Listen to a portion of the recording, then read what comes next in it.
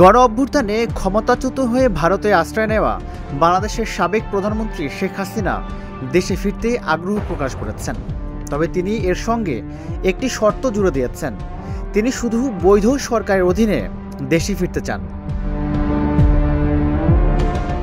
বুধবার প্রকাশিত রয়টার্সের সঙ্গে এক সাক্ষাৎকারে শেখ হাসিনা তার দেশে ফেরা প্রসঙ্গে এমন তথ্য জানান। রয়টার্সকে ইমেইলে দেওয়া সাক্ষাৎকারে আওয়ামী লীগকে বাদ দিয়ে নির্বাচনের মাধ্যমে গঠিত কোনো সরকারের অধীনে দেশে ফিরবেন না বলে জানান শেখ হাসিনা।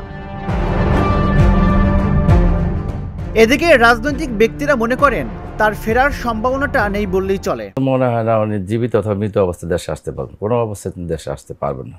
এটা সাধারণ মানুষের ধারণা। আমরা যেহেতু মাঠ পর্যায়ে কাজ করি, আমরা জানি মানুষের পাশটা কী। উনি যে অন্যায় অবিচার কাজ, জনগণের উপর জুলুম নির্যাতন করেছেন, তারপর উনি কোন সাহসে বলে যে দেশে আসতে চান? জনগণ তো ওনাকে চায় না। বিদেশের সংবাদ মাধ্যমে এমন ইন্টারভিউ প্রচারের পর রাজপথে, চায়ের দোকানে, অফিস আদালতে সবখানেই এখন আলোচনার কেন্দ্রবিন্দু শেখ হাসিনা।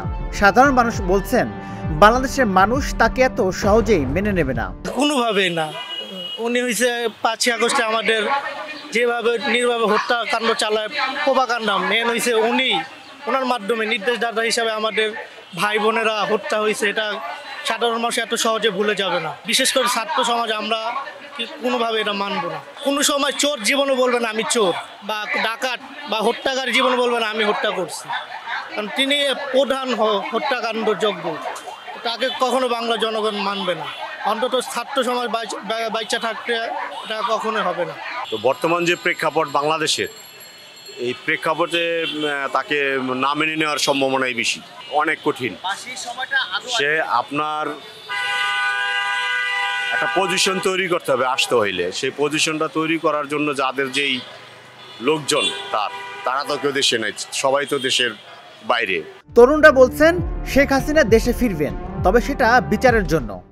শেখ হাসিনা বাংলাদেশে আসতে চায়, বাংলাদেশের মানুষ চায় সে আসুক, তার বিচার হোক। এটাই তো হচ্ছে স্বাভাবিক, এটাই তো হওয়ার কথা। কারণ হচ্ছে শেখ হাসিনার প্রতি মানুষের যে এখন আবেগ বা যেই ক্ষোভের বহিঃপ্রকাশ, এখানে বাংলাদেশের মানুষ যদি সে আসে, আগে তার বিচার হবে, বিচারে তার পরিণতি যাই হবে বাংলাদেশের মানুষ তা দেখার অপেক্ষায় আছে।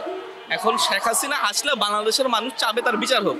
এখন সে আসলে মেনে নিবে কি না, না আসলে মানে বাংলাদেশের মানুষ চাই তার বিচার হোক। আর বিচার হওয়ার জন্য অবশ্যই তাকে বাংলাদেশে আসতেই হবে। বাংলাদেশে না আনি তো তাকে বিচার করা পসিবল না। তো সে আসবে বাংলাদেশে ঠিকই, কিন্তু তার বিচারটাও হবে। আওয়ামী লীগে যে অপরাধ করছে এটা যদি সাধারণ জনগণ চায়, তাহলে 5 বছর 2 বছরের ভিতরে কামব্যাক করতে পারে। তবে যেভাবে বিএনপি যেভাবে মানুষের উপরে অন্যায় অত্যাচার করতেছে, হয়তো সাধারণ জনগণ আবারও আওয়ামী লীগকে চাইতে পারে। তখন শেখ হাসিনা আসাটা একদম ইজি হয়ে যাবে। যদি এভাবে বিএনপির নিজের দোষগুলো তারা বুঝতে পারে যে আমরা যেটা বিগত আওয়ামী লীগে করে গেছে সেটা যদি এখন আমরা আবার করি, তাহলে আওয়ামী লীগকে আসার রাস্তাটা করে দিল। আর যদি বিএনপি বলে যে না, হ্যাঁ আওয়ামী লীগে যে অন্যায়টা করছে সেই অন্যায়টা আমরা করব না, তাহলে আওয়ামী লীগ সহজে এই দেশে আসতে পারবো না। শেখ হাসিনা দেশে ফেরা কেবল রাজনৈতিক নয়, একদিকে আদালতের রায়, অন্যদিকে জনমতের ভার। এই দুই চাপের মাঝেই নির্ধারিত হতে পারে তার ভবিষ্যৎ পথচলা। রাজীবুল ইসলাম, ঢাকা জার্নাল, ঢাকা।